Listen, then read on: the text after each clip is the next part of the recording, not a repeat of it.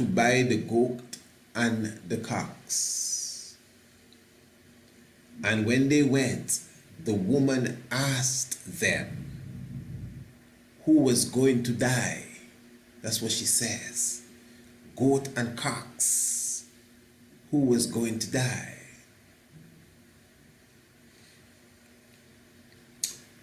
And this was months before the feast, eh?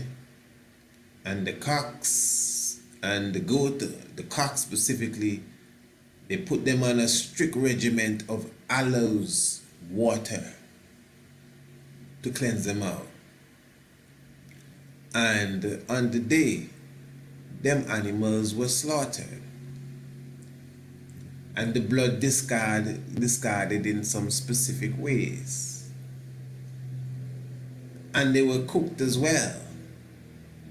Because according to some Bobo Shanti, that was one of the biggest celebration ever. Enough, as they would call them, bald head people from all over. And how mystic it was that that food was there, plus the idol food was there, as if it was a choice that you had to make. But obviously, you know, the guests themselves happy to see them kind of food too, because Prince Emmanuel always opened his gates to the people. But never ever before was anything like that ever done, and never again after. But this was a special feast. This is the only time he attended this feast, interestingly. And from then, a few months after, he made the move, interestingly. And according to the good sister that did the research, because Prince Emmanuel, as the Bobo Shanti would tell you, never celebrate his birthday. And ones are always guessing when his birthday is. But according to the research from the good sister that wrote the book,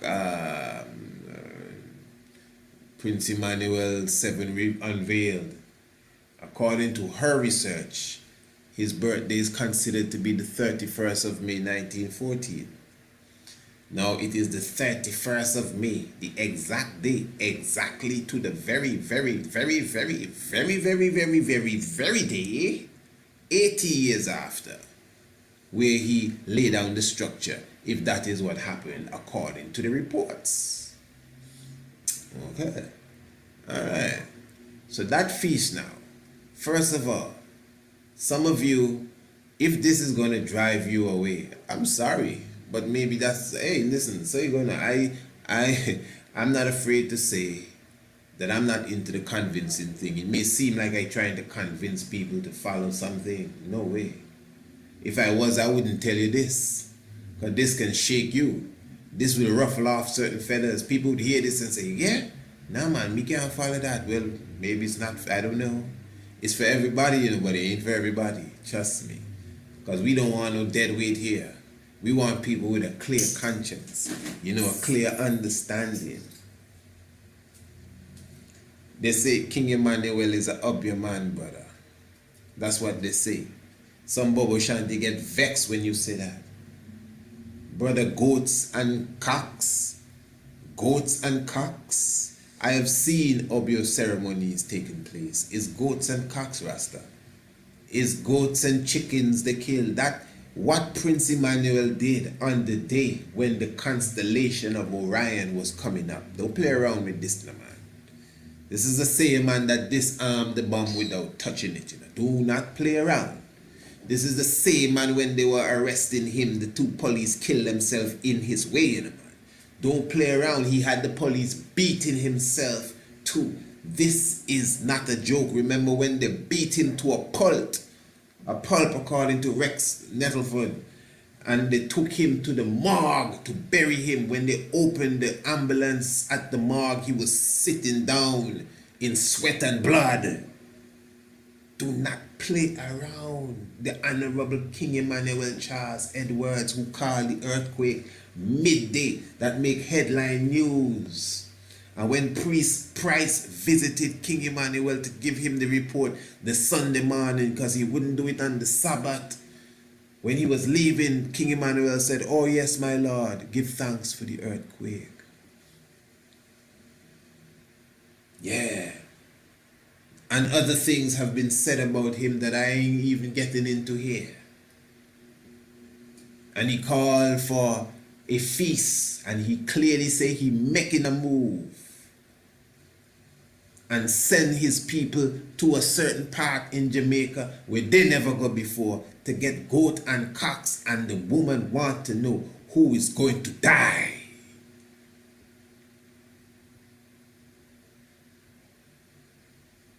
That's not voodoo. That's not the Orisha business, goat and cocks. That's what they do. Emmanuel is a real man, boy. I don't know what you can see and what you can't see, brother. And as I said, if this hurts your feeling, I'm sorry. But it doesn't hurt mine at all. Because I've killed religion straight up in myself, I'm telling you. I know that hurts too, but just understand what I'm saying. Because I don't see theology as religion, really. Theology is the study of the creator and the sustainer. And there is an order. There is, that's my point. It's not like we're burning quote unquote God. There is an order that man is supposed to live by, man and woman. There is a specific way, this is my outlook, that aligns itself with nature. And that way is not a religion. You may see it as a religion because of how we've been trained to look at things. But it is a way of life. It is a spiritual expression. And I see that King Emmanuel order, which he brought to us, is that expression. Not to kill goats and chickens in a man. Because after that feast, they have stories of ones, you know what I mean? Because some bubble eat the animals too now. Oh, straight up.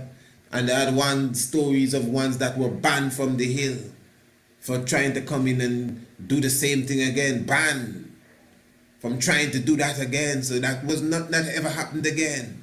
But it happened on that one sacred night when the Orion constellation was rising as the sun is setting. Human Rights Day.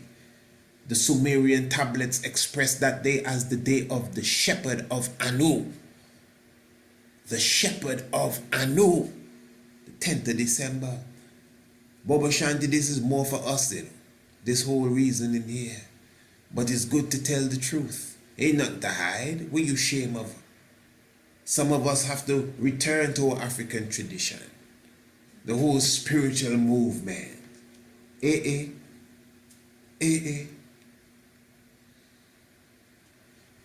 black over white service that was held the Friday now. Do you know it is us, Bobo Shanti, that performed the last rites and had the funeral and placed the casket in the hole that we dug?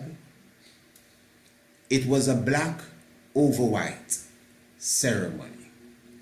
Priest Zebulon, as he already said in the interview that he did with me, was the one that anointed King Emmanuel in the African tradition.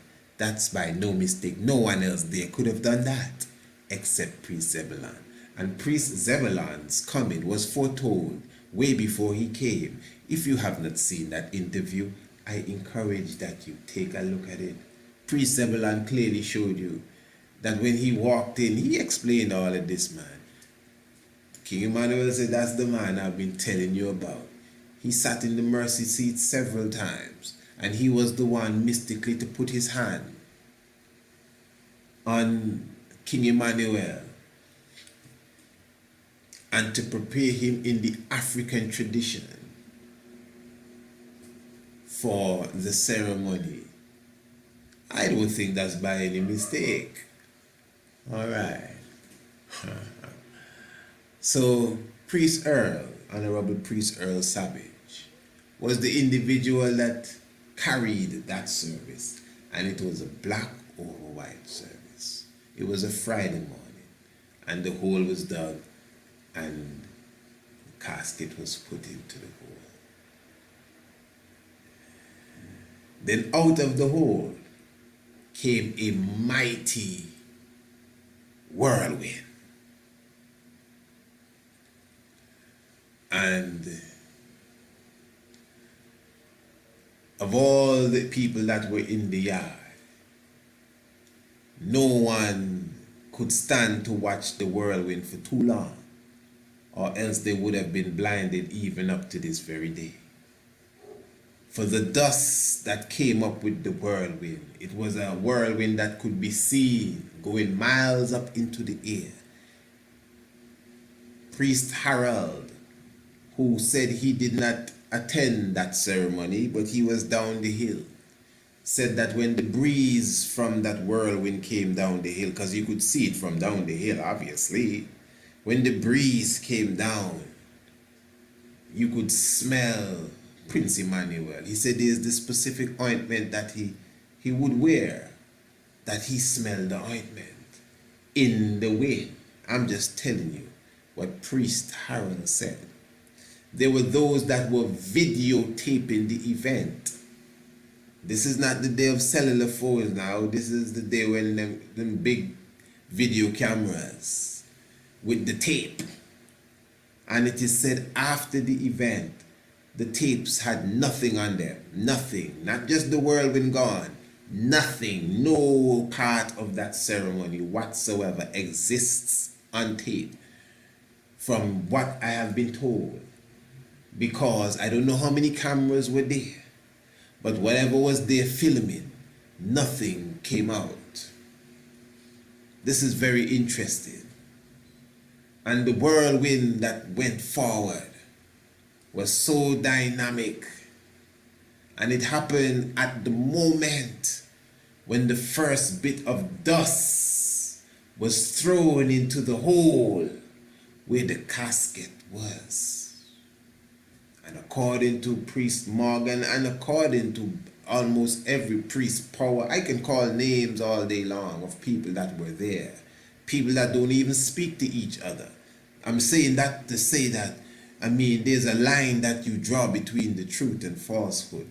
No set of people gonna come together and concoct no story like this. People that even from them time up to now not even talking to one another. People that can't even agree on nothing else can give you the same account of what happened on that early June morning now, when the casket was put in the hole and they threw the first dust on it. It was catastrophe afterwards. Houses and so were damaged because of the mighty wind that passed through, that could be seen all around the mountain. Darkness came in like a flock of birds coming in. The only thing missing is the rain. Now tell me, remember, this is not no make-believe. This is not no Bible story.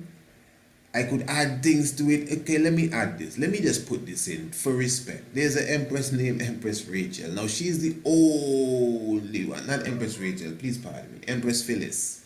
She is the only one that gives this account that I've heard. The only one. And I've mentioned this on the interview with Priest Sebi. And she said